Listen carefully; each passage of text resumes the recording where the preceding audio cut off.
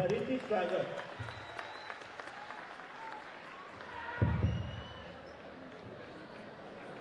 પહેલા તો અહીંયા જેટલા બહેનો બેઠા છે એમણે ખાસ તાળીઓ પાડવી પડશે ભાઈઓ માટે. બિચારા શેકાઈ ગયા પણ હલ્યા નથી હજુ સુધી.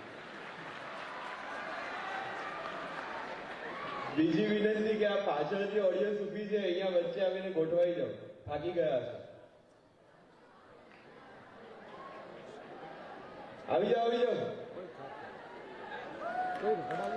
અને ત્રીજું કે અહીંયા જેટલા જેકેટ કરીને બેઠા છે એ કાઢી શકો છો, વાંધો નહીં, 5:30 થઈ ગયા છે. ફર્સ્ટ ઓફ ઓલ મને 10:30 નું કહેવામાં આવ્યું હતું, પણ મારી ગાડી કારણ કે પ્રાઇવેટ હતી લેટ થઈ ગઈ એટલે લેટ પહોંચ્યો છું. મેં વિનંતી કરી હતી કે આ કાર્યક્રમ શરૂ કરી દો, હું વચ્ચેથી જોઈન કરીશ, પણ વડાલીનો પ્રેમ એવો છે કે ના સાહેબ તમે આવો પછી જ ચાલુ કરીશું. એટલે ખૂબ ખૂબ આભાર કે 1 કલાકનો ડિલે સહન કર્યા છતાં પણ આટલી બધી સંખ્યામાં આટલો બધો પ્રેમ જે છે એ વરસાવ્યો છે. ત્યાર સુધી કે પહેલા માળે પણ ઓડિયન્સ છે, બારીની અંદર પણ ઓડિયન્સ છે. જમીને બેઠા જમ્યા વગર તો ખેંચાશે, ખેંચાશે.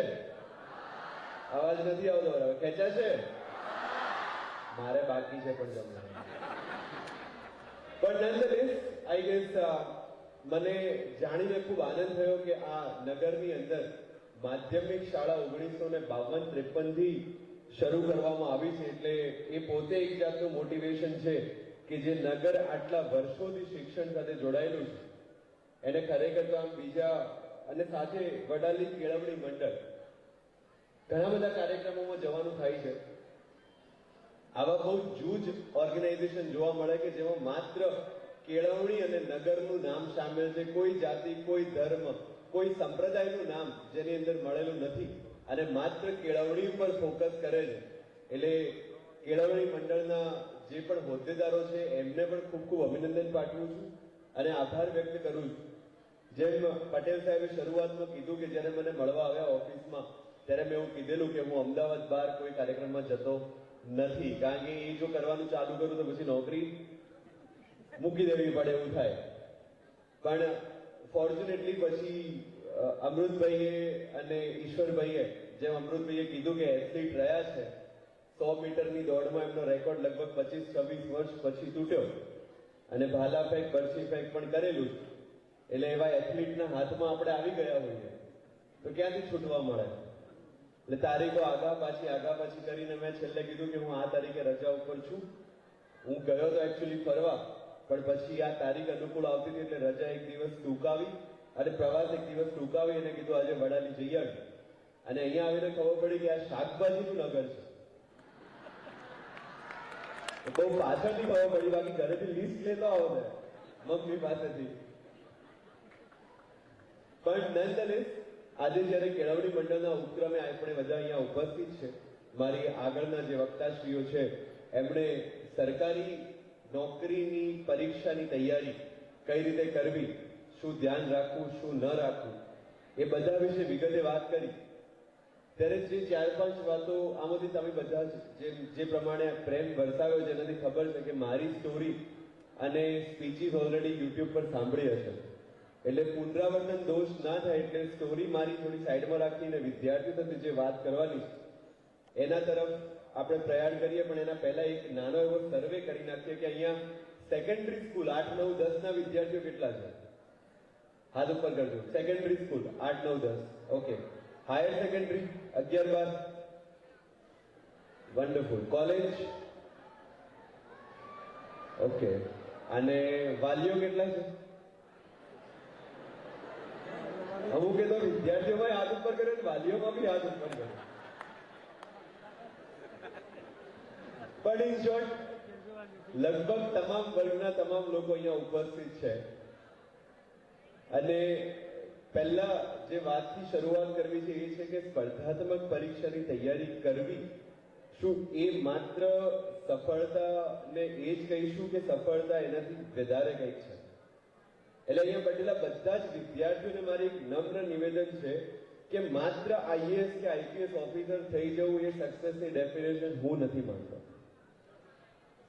સક્સેસની ડેફિનેશન એ છે કે તમે જે ક્ષેત્રમાં છો એ ક્ષેત્રમાં જ્યારે એની ચર્ચા ચાલે ત્યારે પહેલું નામ તમારું આવે, ધેટ ઇઝ સક્સેસ. એટલે અહીંયા બેઠેલો કોઈ યુવાન, જેમ મને અત્યારે ખબર પડી કે અહીંયા શાકભાજીની ખેતી થાય છે અને છેક મુંબઈ સુધી એનું શાકભાજી થાય છે, તો કોઈ યુવાન એવો પણ નીકળી શકે, કોઈ યુવતી એવી નીકળી શકે કે બીએસસી એગ્રીકલ્ચર કરીને પોતે જોવે કે મારા ખેતરમાં જે પ્રોડક્શન થાય છે એને હું બમણું કે ટ્રિપલ કઈ રીતે કરી શકું, એમાં વેલ્યુ એડિશન કઈ રીતે કરી શકું, અને ઓર્ગેનિક ખેતીના નામ પર અત્યારે અગર હું 10 લાખ કે 15 લાખ કમાઉં છું તો એને 1 કરોડ સુધી કઈ રીતે લઈ જઈ શકું, અને જો એ લઈ જાય તો ધેટ ઇઝ ઓલ્સો સક્સેસ. કારણ કે એવું વડાલીના ઇતિહાસમાં કોઈએ નહીં કર્યું. હા કે ના? કારણ કે મને નથી લાગતું કે આઈએસ આઈપીએસ આમાં કેવું છે, દરેકનો ઇન્ટરેસ્ટનો વિષય છે. હવે આપણે જંગલમાં જઈએ અને સિંહ, હાથી, ચિત્તો, દીપડો, માછલી બધાને ઉભા રાખીને કહીએ કે હવે રેસ લગાવો, અને એમાં ચિત્તો જીતી જાય અને હાથી ના જીતે, તો હાથીને ગાળો તો ના જ આપી શકાય કે તું કઈ કામનો નથી, દોડી નથી શકતો. એનું કામ નથી. એટલે જેટલા પણ યુવાનો કે યુવતીઓ અહીંયા બેઠા છે, દરેકની પોતાની એક આગવી ઓળખ છે, એક આગવું ટેલેન્ટ છે. હવે જેને પુસ્તક હાથમાં લેતા જ બગાડતા આવતા હોય, એને આખું ગામ ભેગું થઈને દિલ્હી તૈયારી કરવા મોકલે તો એ કશું જ નથી ઉકાળવાનું, કારણ કે એનો વિષય નથી. અને એવા પણ વિદ્યાર્થીઓ અહીંયા હશે કે જેમની પાસે કોઈ રિસોર્સિસ નહીં હોય, ગામની લાઇબ્રેરીનો ઉપયોગ કરશે, ગામની લાઇબ્રેરીમાં વાંચી અને પરીક્ષાની તૈયારી કરીને પરીક્ષા પાસ કરી બતાવશે, કારણ કે એને ગમે છે. એટલે જ્યારે આપણે વિદ્યાર્થી સાથે વાત કરતા હોય ત્યારે દરેક વિદ્યાર્થીને મારી આ સલાહ સૂચન કે જે ગણો એટલું જ છે કે તમારો જે ઇન્ટરેસ્ટનો વિષય છે એ ઇન્ટરેસ્ટનો વિષય તમારે ઓળખવો પડશે. ઘેટાઓના ટોળામાં ચાલવાથી આપણે સફળ નહીં થઈએ. એટલે આપણે રાઠોડ સાહેબે કીધું એમ કે પેલું મામા બનવા પહેલા લગ્ન કરી લેવા વગેરે વગેરે વાત, એટલે માત્ર લગ્ન કરવા માટે જો તૈયારી કરતા હો તો ચાન્સીસ ઓછા છે. કારણ કે મોટિવેશન જોઈશે કે મારે પીએસઆઈ કેમ બનવું છે, કે પીઆઈ કેમ બનવું છે, કે કલેક્ટર કેમ બનવું છે, કે યુપીએસસી કેમ ક્લિયર કરવી છે, એના પાછળનું ચોખ્ખું રીઝન જોઈશે કે તમારે કેમ એ કરવું છે, તો તમે તૈયારીમાં ટકેલા રહેશો. તકલીફ શું થાય છે કે બધા ચાલુ કર્યું છે એટલે મેં ચાલુ કરી લીધું, મહિનો ચાલે છે, મહિનો વંચાય છે, પછી 31મા દિવસથી ખબર નહીં અડધો કલાકનો ડિલે શરૂ થઈ છે. પહેલા ઇન્સ્ટાગ્રામમાં 10 રીલ જોવાતી હતી, હવે 30 રીલ સુધી ટાઈમ જાય છે. અને પછી મારા જેવો કોઈ મળે, સાહેબ મોટિવેશન ક્યાંથી લાવવું? કોઈ એની દુકાન તો છે નહીં કે કોઈ મેડિકલ એનું પ્રિસ્ક્રિપ્શન પણ નથી મળતું મોટિવેશન. સાહેબ તમે તૈયારી કરતા ત્યારે કઈ રીતે કરતા? હું જયારે તૈયારી કરતો દિલ્હીમાં ત્યારે 12 કલાક વાંચતો, અમુકને હોવા થઈ ગઈ, સવારે 6 થી લઈને રાત્રે 11 સુધી, વચ્ચે કોચિંગના ક્લાસીસ ઇન્ક્લુડ કરીને.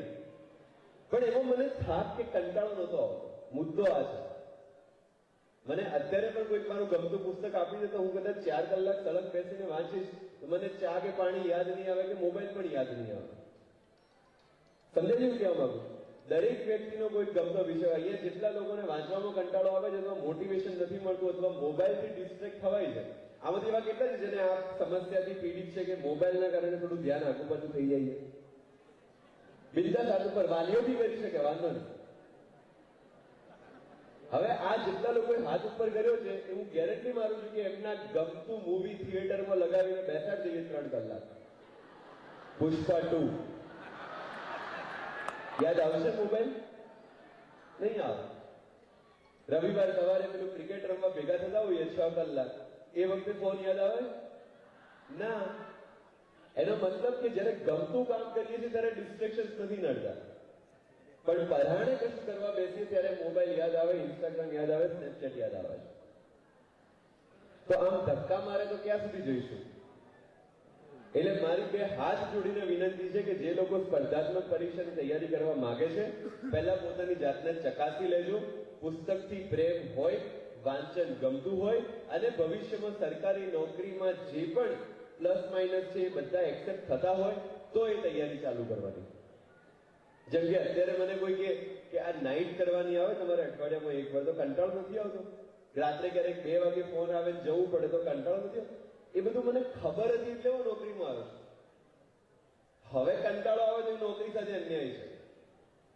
કદાચ 10ની કલાક જગ્યાએ 12 કલાક 14 કલાક કદાચ 18 કલાક બંદોબસ્ત કરવો પડે.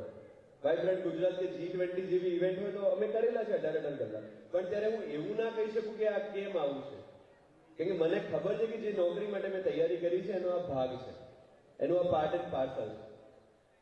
એટલે જે કોઈ પણ પરિસ્થિતિમાં અથવા જે કોઈ પણ સ્ટ્રીમ માટે તમે મહેનત કરો છો એના પ્લસ માઇનસ એક્સેપ્ટ કરીને તમારે ચાલવાનું છે. કારણ કે આજના 5 વર્ષ નહીં, પછીના 15 વર્ષ, 20 વર્ષ ને 25 વર્ષમાં પણ તમે એમાં ખુશ રહી શકતા હોવા જુઓ તો તમારે આ કામ કરવાનું છે. સેકન્ડ થિંગ, આપણે ઉત્તર ગુજરાતના વતનીઓ છે. હું બનાસકાંઠા, સાબરકાંઠા, અરવલ્લી, આ એવી જગ્યા છે કે જ્યાં કોઈ મોટા ઉદ્યોગો નથી કે બીજી કોઈ એમ્પ્લોયમેન્ટ ઓપોર્ચ્યુનિટી નથી. એટલે કોઈ પણ મધ્યમ વર્ગના વિદ્યાર્થીને અથવા ગરીબ વર્ગના વિદ્યાર્થીને પોતાની જિંદગી જો બદલવી હોય તો સરકારી નોકરી જે છે એ બેસ્ટ ઓપ્શન છે. એવું મને કોઈ કે મારા બચપનમાં કીધેલું कि अगर मिडिल क्लास वाले को अपनी लाइफ चेंज करनी है 180 डिग्री, तो education is the only option. आप IAS IPS बन जाओ, दूसरी मिनट से आपकी लाइफ चेंज हो जाएगी.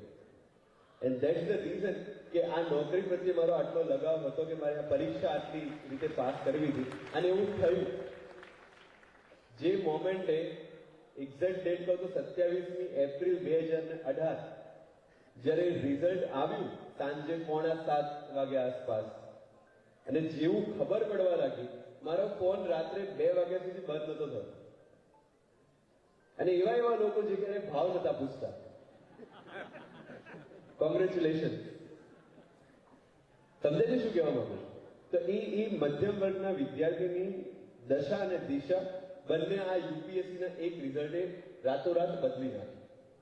એટલે તમને જો એવી ઈચ્છા હોય કે મારે મારી લાઈફને ચેન્જ કરવી છે, બિઝનેસ કદાચ 15 વર્ષ, 20 વર્ષ, 25 વર્ષ લઈ લે, ખેતીવાડી પણ કદાચ એટલો સમય લઈ લે, બીજી કોઈ પણ તમે પ્રવૃત્તિ કરો તો એમાં પણ સમય માગી લે, મે બી ક્રિકેટ હોય કે સિંગિંગ હોય કે ડાન્સિંગ હોય. પણ આ એક વસ્તુ એવી છે કે જે રાતોરાત તમારું સ્ટેટસ જે છે બદલી શકે છે. પહેલા જે માગાવાળા ના પાડતા હતા એ તાત્કાલિક હા પણ પાડી શકે. કહેવાનો મતલબ એ છે કે જેને તૈયારી કરવી છે એના માટેનું આ મોટિવેશન છે કે તૈયારી શું કામ કરવી જોઈએ, કે રાતોરાત જ્યારે આનું રિઝલ્ટ આવે છે ને ત્યારે તમારી દુનિયા, તમારી દિશા અને દશા બધું જ બદલાઈ જાય છે. એટલે એ માટેની તૈયારી હોય તો આપણે આની અંદર આવવું જોઈએ. અને હવે આની અંદર જ્યારે આવીએ છીએ ત્યારે આમાંથી કોઈ દીકરો કે દીકરી એવું કહી દે કે મારે IAS કે IPS બનવું છે, અને એના ઘરે ચર્ચા ચાલતી હોય જમણવારો, એટલે 10-12 લોકો તો એવા આવે કે આપણાથી ન થાય. અરીસામાં મોઢું જોઈને આવો એ તો એવા લોકો તમને કહેવા આવે છે કે જેમનાથી નથી થયું. એટલે બહુ ચિંતા નહીં કરવાની. કોઈ પણ સફળ વ્યક્તિ ક્યારે તમને એવું નહીં કહે કે કોઈ પણ કામ તમારાથી નહીં થાય. અહીંયા બેઠેલી કોઈ દીકરી એવું કહી દે કે મારે પાયલટ બનવું છે અથવા તો એરોનોટિકલ એન્જિનિયર બનવું છે, એટલે આજુબાજુની 4-5 માસી, ફઈ, દાદી બધા આવે. એ આપણું કામ નથી. લગ્ન કરીને પતિની સેવા કરો. એ એટલા માટે કહે છે કારણ કે એમણે એ જ કર્યું છે. Yes no? તમે જ્યારે તૈયારી કરવા લાઇબ્રેરીમાં જશો 12 કલાક, બીકોઝ હું ગામડાથી બિલોંગ કરું છું એટલે હું તમને કહી શકું છું, અગર તમે 10 કલાક 12 કલાક વાંચો છો લાઇબ્રેરીમાં જઈને અને પછી નીકળશો એટલે પેલું ગણેશશ્રી થઈ ગયા છે મોટા, 4 જણા પાનના ગલ્લા પર બેઠા બેઠા તમને જોશે બી ખરા, મોટો માણસ થઈ ગયો છે, અને એમાં કદાચ બાયચાન્સ એકાદ એક્ઝામ પાસ ન થઈ તો એ કાઉન્ટ વધી જાય, અને પછી પરિસ્થિતિ આવે કે ભાઈ લાઇબ્રેરી જગ્યાએ પાછો પાનના ગલ્લા ઉપર આવી જાય. આવું થશે. એટલા માટે થશે કે પેલા 4 લોકોથી કઈ નથી થયું અને 5મો જો કોઈ કરી જશે તો એમનો ઈગો હર્ટ થઈ જશે. એટલે પ્રયત્ન પૂરેપૂરો કરશે કે તમે લાઇબ્રેરી જગ્યાએ એમની સાથે પાનના ગલ્લા ઉપર બેસો. Yes no? આવું થાય છે ને? એ બહેનો સાથે પણ થતું હશે ને ભાઈઓ સાથે પણ થતું હશે. આ માનવ જાત છે, માણસના સ્વભાવ છે. એટલે એનાથી જો તમે અફેક્ટ થયા તો આ એક તકલીફ રહેશે કે તમે પણ ફરીથી એ જ જગ્યાએ આવશો ને પાંચમો છઠ્ઠો કોઈ વ્યક્તિ લાઇબ્રેરીમાં જતો હશે તો એની સામે આંગળી કરવાનું શરૂ કરશો. એટલે એનાથી અફેક્ટ થયા વગર તમારે તૈયારી કરવાની છે. નેક્સ્ટ મુદ્દો સાહેબે જે કીધો કે સ્પર્ધાત્મક પરીક્ષાઓમાં અઢળક કેટેગરીઝ છે. એક યુપીએસસી છે, એક જીપીએસસી ક્લાસ 1 છે, ક્લાસ 2 છે, મામલતદારની અલગ છે, તલાટીની અલગ છે, વનરક્ષકની અલગ છે, એલઆરડીની અલગ છે, પીએસઆઈની અલગ છે. આપણે સૌથી મોટી ભૂલ એ કરીએ છીએ કે જ્યારે તૈયારી શરૂ કરીએ ત્યારે બધી જ એક્ઝામની તૈયારી કરવાનું ચાલુ કરીએ. 2 અઠવાડિયા પછી પેલી છે તો એની બુક્સ લાવીને વાંચી લીધી, 2 મહિના પછી પેલી છે તો એની બુક્સ લાવીને વાંચી લીધી, છેલ્લે ક્યાંય મેળ નથી પડતો. Yes no? અને પછી એક માન્યતા એવી કે કલેક્ટર બનવું હોય તો પહેલા મામલતદારની પરીક્ષા પાસ કરો, પછી કે ડેપ્યુટી કલેક્ટર બનો, પછી તમે કલેક્ટર બનશો. અરે પણ એને કલેક્ટર બનવા માટે મામલતદાર બનવું જરૂરી તો પેલા મામલતદાર શું કરતા હતા પછી? સમજે છે શું કહેવા માંગુ છું? આજે યુપીએસસી ની પરીક્ષા મેં પાસ કરી, જીપીએસસી ક્લાસ 1 ની પરીક્ષા મેં પાસ કરી, પણ મને જો તલાટીની પરીક્ષામાં બેસાડવામાં આવે તો હું 100% ફેલ થાવ, ગેરંટી. કારણ કે એનો સિલેબસ અલગ છે, એની રિક્વાયરમેન્ટ અલગ છે. યુપીએસસી નો સિલેબસ અલગ છે, એની રિક્વાયરમેન્ટ અલગ છે. જીપીએસસી નો વિષય આખો અલગ છે. એટલે એક સાથે 2 થી 3 ઘોડા ઉપર બેસવું એનો મતલબ ડેફિનેટલી તમે નીચે પટકાશો, હાડકા તૂટશે. તમે ટાર્ગેટ કરો એક એક્ઝામ, જે પણ તમને ગમતો વિષય હોય. તમને જંગલ ખાતું ગમતું હોય તો ફોરેસ્ટને ટાર્ગેટ કરો, તમને પોલીસ ખાતું ગમતું હોય તો પોલીસની કોઈ પર્ટિક્યુલર પોસ્ટને ટાર્ગેટ કરો, અને તમને રેવન્યુ ખાતું ગમતું હોય તો રેવન્યુની પોસ્ટને ટાર્ગેટ કરો. પણ આજે વનરક્ષકની પરીક્ષા આપીને પછી અઠવાડિયા પછી પીએસઆઈમાં તૈયારી કરવી, આ બધું તમને ક્યાંય નહીં લઈ જાય. કારણ કે તમારી સાથે કોમ્પિટિશનમાં એવા લોકો છે જે ડેડિકેટેડલી એક જ એક્ઝામની પરીક્ષા કરે છે, એક જ એક્ઝામની તૈયારી કરે છે. રાતર હું તો એમ કહું છું કે યુપીએસસી ની તૈયારી કરવા વાળા વ્યક્તિએ જીપીએસસી ક્લાસ 1 ની પણ તૈયારી ના કરવી જોઈએ. કારણ કે એ બંને એક્ઝામનો પણ સિલેબસ અલગ છે, પેપર પેટર્ન અલગ છે. નસીબ હતા મારા કે જીપીએસસી ક્લાસ 1 ની મેં આપી અને પાસ થઈ ગઈ.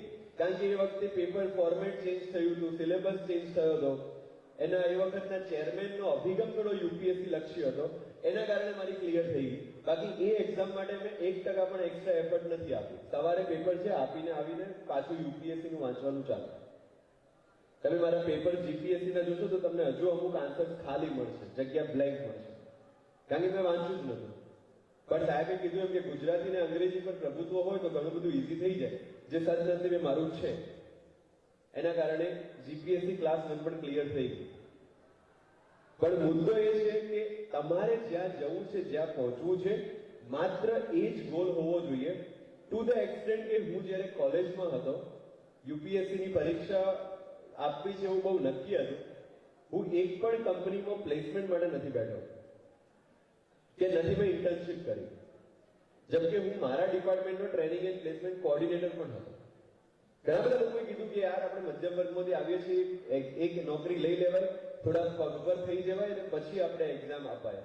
પણ મને ખબર હતી કે જેવા અકાઉન્ટમાં પૈસા આવવાનું શરૂ થશે ને એવું માઇન્ડ જે છે એ પાછું ડિલેમામાં આવી જશે કે હવે આ નોકરી છોડું કે ના છોડું. Yes no? એટલે એ વખતે જ ક્લિયર હતું કે ના, હું નોકરી તો નહીં લઉં, ભલે મારા 1 વર્ષ 2 વર્ષ વધુ વેટ કરવો પડે, પણ હું તૈયારી કરીશ ને પછી જ આગળનું વિચારીશ. એક પણ કંપનીમાં નથી બેઠો, એક પણ ઇન્ટર્નશિપ નથી કરી. હું એનજીઓમાં હતો, મારું સમાજ સેવાનું કામ ચાલતું હતું, એની સાથે જોડાયેલો હતો, લોકોને સમજતો હતો, પરિસ્થિતિને સમજતો હતો, પોતાની જાતને અપસ્કિલ કરતો હતો. અહીંયા એનું મતલબ તમારે એનું સાક્ષી જોઈતો હોય તો બેઠો છે. વિમર્શ તમારા ગામનો જ છે અને મારી સાથે મારી કોલેજમાં હતો અને મારો બહુ સારો મિત્ર છે. એટલે એ કહે છે પછી એને હેરાન પણ બહુ કર્યો છે મને કોલેજમાં. But nonetheless he will tell you કે હું એક પણ ઇન્ટર્નશિપ કે એક પણ કોલેજ પ્લેસમેન્ટમાં નથી ગયો. પણ મુદ્દો એ છે કે એને પણ એટલે એપ્રિશિએટ કરવો પડે કારણ કે એનઆઈટી સુરત જેવી સંસ્થામાં કે જ્યાં બધા સીબીએસઈ આઈસીએસઈ બોર્ડ વાળા હતા, ત્યાં ગુજરાતી માધ્યમમાં અને ગુજરાતી બોર્ડમાં ભણીને પહોંચેલા 10-15 લોકોમાં વિમર્શ પણ હતો અને હું પણ હતો. એટલે એવી કોલેજમાં પણ આ ગામમાંથી છોકરા પહોંચેલા છે અને ભણેલા છે, એ પણ અહીંના શિક્ષણની ખાસિયત ગણી શકાય. Coming to the main point, કે અહીંયા જ્યારે આપણે એક ગામમાં બેઠા છીએ ત્યારે સફળ થવા માટેના એક ગુરુચાવી કદાચ મેં એક સ્પીચમાં આપેલી છે ને એ પછી સ્પીચ બહુ વાયરલ થઈ. 3 વ છોડવા પડે. હા, કયા 3? વટ, વતન અને વ્યસન. આ 3 વ છોડવા પડે અને એમાં તમને બેસ્ટ એક્ઝામ્પલ હવે મારે બીજે ક્યાંય શોધવાની જરૂર નથી, કારણ કે મારી વાત થઈ અહીંયા કે સૌથી મોટા ભાગે અહીંયા જૈન કમ્યુનિટી છે આ ગામમાં, અને જેમાંથી મોટા ભાગના માઇગ્રેટ થયેલા છે. એ માઇગ્રેટ કેમ થયા છે અને માઇગ્રેટ થયા પછી એમની લાઈફમાં શું બદલાવ આવે છે? હું પણ એવી જગ્યાએથી બિલોંગ કરું છું, પાલનપુર, કે જ્યાંથી પણ મોટા ભાગના લોકો માઇગ્રેટ થયા છે. એ migration, that is the first work, that is વતન. હું વતનને ભૂલી જવાની વાત નથી કરતો, વતનને છોડવાની વાત કરું છું. આજે વડાલીમાં માધ્યમિક શાળા, ઉચ્ચતર માધ્યમિક શાળાનો અભ્યાસ કરીને વિદ્યાર્થી અથવા વિદ્યાર્થીનીએ ફરજિયાત કોઈક મોટી સ્કૂલમાં, મોટી કોલેજમાં જવું જોઈએ, કોઈક બીજી સિટીમાં જવું જોઈએ. ત્યાંથી ભણીને માસ્ટર્સ માટે કદાચ એનાથી મોટી સિટીમાં જવું જોઈએ, અને નોકરી માટે પણ બહાર જવું જોઈએ. એ નોકરી મેળવ્યા પછી, પગભર થયા પછી વતનમાં પાછા આવીને ઈશ્વરભાઈ કે અમૃતભાઈ જે સેવા કરે છે એવી સેવા ગામને આપવી જોઈએ. પણ એના માટે જરૂરી છે કે પહેલા અહીંથી બહાર નીકળવું પડે, દુનિયા શું છે એને જાણવી પડે. મેં આ કીધું કે વતન છોડવું રહે, લોકો એવું લઈ લીધું કે ભૂલી જવાની વાત નથી. તમારા કમ્ફર્ટ ઝોનમાંથી બહાર નીકળવાની વાત છે. અહીંયા જે પણ માહોલ છે એ આપણને મજા આવે છે, અને જ્યાં સુધી મજા આવે છે ત્યાં સુધી પ્રગતિ નહીં થાય. જેટલા પણ મહાન માણસો છે એ તમામ લોકોએ પોતાનું ઘર જે છે એ છોડ્યું છે, ને ત્યારે એ લોકો મહાન બન્યા છે. અને એની શરૂઆત આજથી નથી, ભગવાન શ્રી રામના જમાનામાંથી છે. તમે વિચારો, અયોધ્યા છોડી જ ના હોત તો આપણને ભગવાન શ્રી રામ ના મળ્યા. એથી વિશેષ ભગવાન કૃષ્ણનું જીવન જુઓ, આખું જીવન માઇગ્રેશન છે. ગોકુળ, વૃંદાવન, મથુરા, દ્વારકા, કુરુક્ષેત્ર. અને માત્ર એમની વાત નથી કરતો, કોઈ પણ ધર્મના કોઈ પણ ભગવાન અથવા તો પૂજનીય વ્યક્તિનું તમે ઉદાહરણ લઈ લો, એમના લાઈફમાં તમને પ્રવાસ તો દેખાશે. એટલે અહીંયા જેટલા યુવાનો બેઠા છે, તમારો ટાર્ગેટ એ જ હોવો જોઈએ કે હાયર સેકન્ડરી સ્કૂલ પૂરી કરીને કોલેજ મારે અમદાવાદ, દિલ્હી, મુંબઈ કે બીજા કોઈ પણ મેટ્રો સિટીમાં કરવી છે. માત્ર યુવાનો માટે નહીં, યુવતીઓ માટે પણ એ જ વસ્તુ લાગુ પડે છે. And that is wear the real journey begins. અહીંયા આપણે છીએ આપણા કમ્ફર્ટ ઝોનમાં છે. મેં એવા છોકરાઓ પણ જોયા છે અમદાવાદમાં કે ખાવાના પૈસા નથી પણ ભણવા માટે આવ્યા છે. સમરસ હોસ્ટેલમાં એડમિશન લીધું છે, સરકારની બધી યોજનાઓનો લાભ લે છે, સરકારી વાંચનાલયમાં જાય છે, પાર્ટ ટાઈમમાં ઝોમેટો અથવા સ્વિગીમાં ડિલિવરી કરે છે, પણ એ છોકરાઓ ભણે છે. અને સફળતાની સ્ટોરી આવી રીતે જ લખાય. એટલે અહીંયા બેઠેલા જેટલા, અને હું માત્ર તૈયારી કરવા માટેની વાત નથી કરતો. હમણાં વચ્ચે મારી મુલાકાત ઇન્ડિયા અને વર્લ્ડના જે કહેવાય ટોપમોસ્ટ બિઝનેસમેન મિસ્ટર અદાણી સાથે થઈ. ત્યારે એમણે મને કીધું કે 10મા ધોરણમાં ઘર છોડીને મુંબઈ જતા રહેલા. એમણે કોઈ કીધું કે આ ભણી ગણી શું કરવાનું, છેલ્લે તો પેઢી પર જ બેસવાનું છે ને, કંઈક રિઝલ્ટ નબળું આવ્યું છે. એમને લાગી આવી કે વાત તો સાચી છે, ચાલો ધંધો કરી. ઈ વેન્ટ ટુ મુંબઈ. 10મા ધોરણનો વિદ્યાર્થી 5 વર્ષ હીરામાં કામ કરીને શીખીને આવીને પછી અહીંયા પોતાનું યુનિટ સ્ટાર્ટ કર્યું. આજે એ ક્યાં છે આપણને બધાને ખબર છે. ધીરુભાઈ અંબાણી યમન ગયા હતા, ઓમાન આપણે જેને કહીએ છીએ. હું માત્ર એક્ઝામની વાત નથી કરતો, ધંધો કરવો હોય તો પણ બહાર જઈને રખડવું તો પડશે. આમાંથી જેટલા શાકભાજીના ધંધા સાથે જોડાયેલા છે, તમે જાઓ અને ફરો, જેટલા પણ એક્સપો થાય છે, જેટલા એક્ઝિબિશન થાય છે, જેટલા પણ ફૂડ પ્રોસેસિંગ યુનિટ્સ છે આજુબાજુમાં, એન્ડ સી કે તમે વેલ્યુ એડિશન કઈ રીતે કરી શકો. આ મોટિવેશન અત્યારે હું જે આપીને જઈશ ને એ પેલું મોબાઈલની બેટરી જેવું છે. બધું 2 દિવસ જોમમાં છાતી કાઢીને ફરશે, પછી ત્રીજા દિવસની પાછી બેટરી ડાઉન. કારણ કે આ બહારથી લીધેલું છે, ઉછીનું છે. જે ટકશે એ અંદરથી આવશે. મારી જયારે યુપીએસસી ની એક્ઝામ હતી, મેઇન્સનું પેપર હતું, 4થા નંબરનું પેપર, ટોટલ 9 પેપર આવે. સવારે 9 વાગ્યાનું પેપર હતું, 8:30 મારી સ્કૂટી જે સ્લીપ થઈ ગઈ, ડાબા હાથમાં વાગ્યું, પગમાં વાગ્યું, માથામાં વાગ્યું. સ્કૂટી ઊભી કરતા કરતા ખબર પડી કે પગ ગયો છે. પણ પહેલી વસ્તુ જે નોટિસ કરી એ હતી કે મારો જમણો હાથ સેફ હતો અને મેં ડિસાઈડ કર્યું કે હું પહેલા પેપર લખવા જઈશ. એ પેપર લખ્યું, વચ્ચે ટ્રીટમેન્ટ કરાવી, બપોરનું બીજું પેપર લખ્યું, એવા ટોટલ 6 પેપર લખ્યા. એના પછી MRI કરાવ્યો તો ખબર પડી કે 1.5 મહિનાનો ખાટલો છે. પણ જ્યાર સુધી પેપર ચાલુ હતા ને ત્યાર સુધી એવું થયું નહીં કે મને કઈ થયું છે. मैं मारे एक इंटरव्यू में कीधु पण करा कि एग्जाम का नशा ही इतना था कि समझ में नहीं आया कि दर्द हो रहा है. એટલે એ ટાઈપનું લગન, એ ટાઈપનું ડેડિકેશન હશે તો સફળ થવાની તમને કોઈ નહીં રોકી શકે. એટલે આ જે મોટી, અને એ મેં કોઈને સાંભળીને નતું આવેલું. એ હું જ્યારે પણ રોડ પર જતો ત્યારે લાલ બત્તી વાળી ગાડી નીકળે ત્યારે ગુઝબમ્સ આવી જતા. ક્યારેક કલેક્ટર કે એસપી જોવા મળે ને ત્યારે આમ ઇમોશનલ થઈ જવાતું કે અચ્છા આપણે અહીંયા પહોંચવાનું છે. એ કમિટમેન્ટ જો તમારું હોય તમારા ગોલ પ્રત્યેનું, એક ગોલ હજુ કહું છું ફરીથી કે કોઈ પણ હોઈ શકે. કોઈ સારો ડાન્સર બની શકે, કોઈ સારો સિંગર બની શકે, કોઈ સારો ક્રિકેટર બની શકે. ઇન્ડિયાના જેટલા ક્રિકેટર છે એમની હિસ્ટ્રી પણ તમે જોજો, કોઈ ગામમાંથી જ આવ્યા છે, પણ એ ધીરે ધીરે આગળ વધતા ગયા અને કંઈક કરતા ગયા. એટલે અહીંયા જેટલા પણ લોકો બેઠા છે દરેકનો પોતાનો એક પોટેન્શિયલ છે. એ પોટેન્શિયલનો જો તમે યુઝ કરશો તો ડેફિનેટલી તમે કોઈ એવી જગ્યાએ પહોંચશો કે દુનિયા તમને પૂછતી થશે.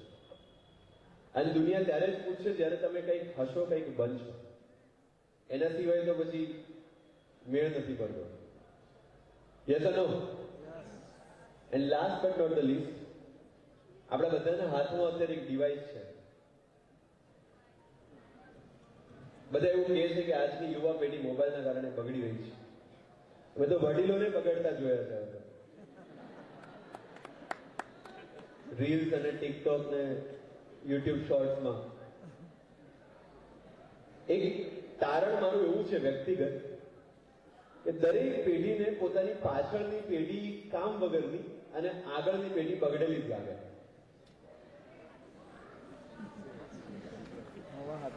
તમારા પપ્પાને એવું લાગતું છે કે તમારા દાદાને કઈ આવડતું નથી, તમે હાથમાં રહ્યા નથી. તમારા દાદાને એવું લાગતું છે કે એમના પપ્પાને કઈ નતું આવડતું, એમનો છોકરો પીઝામાં. હા કે ના? સામાન્ય, સર્વસામાન્ય તારણ મેં જે જોયું છે આજ. હવે આજની જે પેઢી છે, અત્યારે જે બાળકો સેકન્ડરી, હાયર સેકન્ડરીમાં અને કોલેજમાં છે, એ એવા બાળકો છે જે જન્મ્યા ત્યારથી જ 4G અને 5G પેઢી છે. બરાબર? લકીલી મારો જન્મ 95 નો છે એટલે મોબાઈલ વગરનો જમાનો પણ થોડો જોયો છે. 2G પણ જોયું, 3G પણ જોયું, LTE પણ જોયું, 4G પણ જોયું અને હવે 5G પણ લખેલું આવે છે. પણ આમાંથી ઘણા બધા એવા છે જેમણે શરૂઆત 3G 4G થી કરી છે. હા કે ના? અને પછી એવું કહેવામાં આવે કે તમારે મોબાઈલથી દૂર રહેવું, તો હું એવું માનું છું કે એક ભૂલ ગણાશે. કોઈ પણ ગેજેટ, કોઈ પણ ટેકનોલોજી, કોઈ પણ ફેસિલિટી એ હંમેશા એના ડબલ સાઈડ હોય, એનો ફાયદો પણ હોય અને એનું નુકસાન પણ હોય. આજે રેલવે જતી હોય તો આપણે એવું કહીએ કે રેલવે પસાર કરીશું તો રેલવેથી ફાયદો થશે, પણ તમે રેલવેના ટ્રેક પર જઈને સુઈ જાઓ તો પછી કહો કે રેલવે નુકસાન કરે છે. એવું આનું પણ છે. અને જેટલું ફાયદા માટે વાપરી શકો એટલું વાપરો. આનો સૌથી મોટો ફાયદો એ થયો છે કે જે વિદ્યાર્થીને અમદાવાદ કે ગાંધીનગર જઈને ભણવું પોસાય એમ નથી, કે દિલ્હી જઈને ભણવું પોસાય નથી, એ તમામ માટે તમામ એકેડમી અને તમામ વિડીયોઝ હવે આના ઉપર અવેલેબલ છે. તમામ ન્યૂઝપેપર આના ઉપર અવેલેબલ છે. એટલે જેના માટે 20,000 રૂપિયા મહિને ખર્ચો થતો હતો એ 200 રૂપિયાના રિચાર્જમાં હવે પોસિબલ છે. તો આ ફાયદામંદ છે કે નુકસાનમંદ? પણ આ નુકસાન ત્યારે કરે જ્યારે આનો ઓવરડોઝ થઈ જાય. Yes or no? ઓવરડોઝ ક્યારે થાય કે યુટ્યુબ પર લેક્ચર સાંભળતા સાંભળતા પેલું ઇન્સ્ટાગ્રામનું નોટિફિકેશન આવે, બહુ ઈચ્છા થાય એટલે નોટિફિકેશન ટચ કરીએ, પછી મેસેજ વાંચ્યું, કોઈએ રીલ મોકલી છે, એ રીલ ખોલીને જોઈ, જેવી 30 સેકન્ડની રીલ પૂરી થાય એટલે આંગળી ઓટોમેટિક ઉપર જાય, એટલે બીજી આવે, ત્રીજી આવે, ચોથી આવે, એમ કરતા કરતા પેલો એક મેસેજ તમને અડધા કલાકમાં પડે. હા કે ના? બસ અહીંયાથી નુકસાનની શરૂઆત. એટલે તમે જયારે મોબાઈલ ફોન વાપરો છો ત્યારે તમારી પાસે બહુ ક્લિયર હોવું જોઈએ કે પહેલી વસ્તુ કે આ ઇન્સ્ટાગ્રામ અને વોટ્સએપના નોટિફિકેશન બંધ હોવા જોઈએ. નોટિફિકેશન બંધ હોવા જોઈએ, કારણ કે નેટ યુટ્યુબનો વિડીયો જોવા માટે, તો ઇન્ટરનેટના કારણે નોટિફિકેશન તો આવશે, પણ અગર મેં સંયમ રાખીને નોટિફિકેશન બંધ કરી દીધા છે અને માત્ર 1 કલાકના વાંચન પછી હું નોટિફિકેશન ખોલીને જોઉં તો મને નુકસાન થવાની શક્યતા ઓછી. Yes no? સેકન્ડ થિંગ કે બની શકે ત્યાર સુધી પુસ્તકનો ઉપયોગ કરો, જ્યાં શક્ય નથી ત્યાં જ ડિજિટલ સ્ક્રીન અથવા તો મોબાઈલનો ઉપયોગ કરવાનો છે. અને આનો જે તમે ફોર એક્ઝામ્પલ ઇન્સ્ટાગ્રામમાં તમે 10 પેજ ફોલો કરો છો, ગુજ્જુ આ ને પેલો ફલાણો અમદાવાદી ને વગેરે વગેરે, એની સાથે તમે પીએમઓ નું પેજ ફોલો કરો, સીએમઓ નું કરો, ઇન્ફોર્મેશન ડિપાર્ટમેન્ટનું કરો, તમામ મિનિસ્ટ્રીના કરો, તમામ ધ હિન્દુ છે, ઇન્ડિયન એક્સપ્રેસ છે, ગુજરાત સમાચાર છે, સંદેશ છે, એના પેજ ફોલો કરો, તો તમે ટાઈમપાસ માટે પણ જો ઇન્સ્ટાગ્રામ ખોલીને બેઠા છો ને તો 15 માંથી 10 મિનિટ તો તમને એવી આવશે કે જેમાં તમે કંઈક નવું જાણીને બહાર નીકળશો. Yes no? તો આ ગુજરાતી માઇન્ડ છે કે હું ગમે ત્યાં મારો ટાઈમ ઇન્વેસ્ટ કરું તો મારો ફાયદો અથવા તો નફો તો લઈને મારે નીકળવું પડશે. બીજું, તમારા સ્ક્રીન ટાઈમને એનાલાઇઝ કરો કે કઈ એપ્લિકેશનમાં વધારે ટાઈમ ખવાય છે તો એ મૂકી દઈએ, એ એપ્લિકેશનને બંધ કરી દઈએ. અને ગેમ્સ જે આપણે મોબાઈલમાં રમીએ છીએ એને ગ્રાઉન્ડ પર રમવાનું ચાલુ કરો. અત્યારે સૌથી મોટો વિષય જે મને દેખાતો હોય ચિંતાનો, કે જે ગ્રાઉન્ડ પર રમાતી ગેમ્સ છે ને એ બધી મોબાઈલ પર શિફ્ટ થઈ રહી છે, પણ એમાં મજા નહીં આવે લાંબા ગાળે. એટલે તમામ અહીંયા કેળવણી મંડળ ઉપસ્થિત છે, ગામના આગેવાનો ઉપસ્થિત છે. આપણે એટલું મેક શ્યોર કરીએ કે અહીંયા એક બેડમિન્ટન કોર્ટ આવે, અહીંયા એક ટેનિસ કોર્ટ આવે, અહીંયા વોલીબોલનું ગ્રાઉન્ડ બને, ફૂટબોલનું ગ્રાઉન્ડ બને, તો આ જે મોબાઈલનું વર્ગણ છે એ કદાચ થોડા અંશે આપણે ડામી શકાશે. અને સિન્સ અહીંયા વાલીઓ પણ બેઠા છે એટલે છેલ્લી વાત એમના માટે કહીને પછી મારી વાત પૂરી કરીશ કે કોઈ પણ વસ્તુ, આ મોબાઈલ હોય કે ટીવી હોય, અમારા અત્યારે જે મોબાઈલની ફરિયાદ સૌથી વધારે છે ને, અમે જયારે નાના હતા ત્યારે ટીવીની ફરિયાદ એટલી હતી કે ટીવી આગળથી હટતા નથી, કોઈ કે સમર્થન પુરાવ્યું.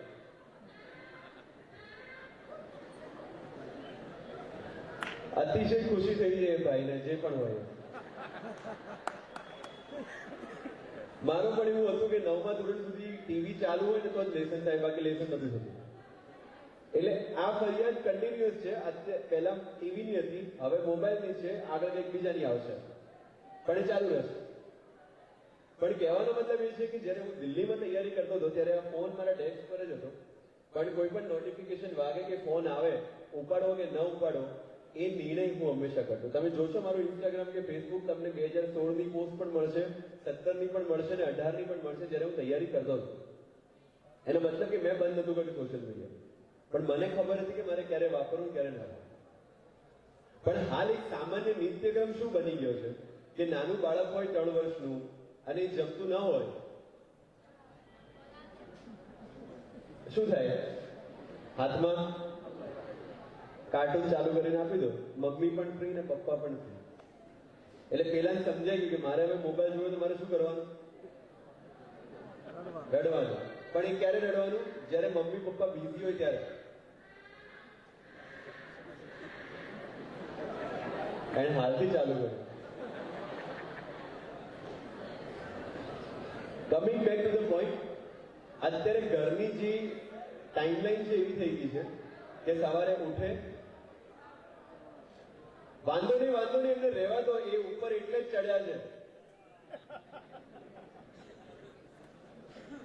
ઉપર કોણ ચડે?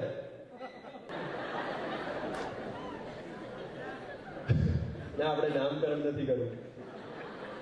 કહેવાનો મતલબ એ છે કે અત્યારે દરેક ઘરમાં પરિસ્થિતિ એ થઈ છે કે બાળક નાનું હોય 3 વર્ષનું 4 વર્ષનું ત્યારે એ જોતું હોય છે, અને બાળક હંમેશા કહેવા કરતા જોયેલું વધારે શીખતું હોય છે. એટલે એ જુએ છે કે મારા મમ્મી ને પપ્પા કામ કરીને આવે છે, બપોરે આવીને જમીને ફ્રી થાય છે, તો ફ્રી થઈને શું કરે છે? મોબાઈલ લઈને બેસે છે. એ યુટ્યુબ ચાલતું હોય કે ઇન્સ્ટાગ્રામ ચાલતું હોય. 3 વાગે ઉઠી અને ફરીથી કામ પર લાગે છે, કામ કરીને ફ્રી થાય છે, ફ્રી થઈને શું કરે છે? મોબાઈલ લઈને બેસે છે. રાત્રે જમે છે, જમીને ફ્રી થાય છે, તો ફ્રી થઈને શું કરે છે? મોબાઈલ લઈને બેસે છે. એટલે બાળકના દિમાગમાં ફિક્સ થઈ ગયું કે આપણે ફ્રી થઈએ ત્યારે શું કરવાનું? મોબાઈલ લઈને બેસવાનું.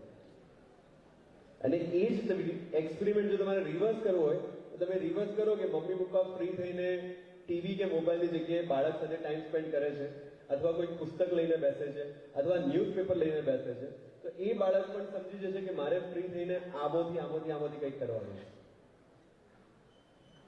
આ તો એ 8-9 વર્ષનો થાય એટલે પાપા કહે જ્યાં માવો લઈ આવો. હા કે ના? અને એ ઉંમરમાં છે ને બાળકો માટે એમના હીરો એમના મમ્મી પપ્પા જ હોય. એટલે એ જુએ કે મારા પપ્પા માવો માંગે છે અથવા બીડી કે સિગરેટ માંગે છે, તો અગર મારા પપ્પા આ કરતા હોય ને તો આ વસ્તુ સારી જ હોય, ભલે આખી દુનિયા જે કે છે. અથવા મારા મમ્મી આ કરતા હોય તો આ વસ્તુ સારી જ હોય, ભલે આખી દુનિયા જે કે છે. એટલે એના દિમાગમાં પહેલાથી અપ્રુવલ મળી ગયું કે મારે પણ આ કરવાનું છે, ભલે દુનિયા આખી ના પાડતી હોય, હું એટલા માટે કરીશ કારણ કે મારા મમ્મી પપ્પા કરે છે. એટલીસ્ટ તમે માવો ન છોડી શકતા હો તો એટલું એન્શ્યોર કરો કે તમે તમારા બાળક પાસે ક્યારે નહીં મંગાવો અને બાળકના દેખતા ક્યારે નહીં ખાઓ. આટલું થઈ શકે કે નહીં? Yes no? એટલે અહીંયા જેટલા પણ યુવાનો બેઠા છે એ એટલું એન્શ્યોર કરશે કે બાળક પાસે આ પ્રવૃત્તિ આપણે નહીં કરાવીએ. તો દેર આર એટલીસ્ટ 20-30% ચાન્સીસ કે એ પોતે પણ એ પ્રવૃત્તિમાં ક્યારેય ઇન્ડલ્જ નહીં થાય. આ બધું ઘરમાંથી જ આવે છે. એટલે આજે મારે મેઇન વાત કરવાની હતી એ મેં કરી લીધી. પહેલા તો આવા સાથે જ પેલું અજીમો શાન શહેનશાહ ગીત વાગ્યું, પછી પાઘડી પહેરાવી, માળા લગાવી, થોડી અલગ ફીલ આવી. સારું છે ઘોડો વોડો નતો લાવ્યો જેઠાભાઈ.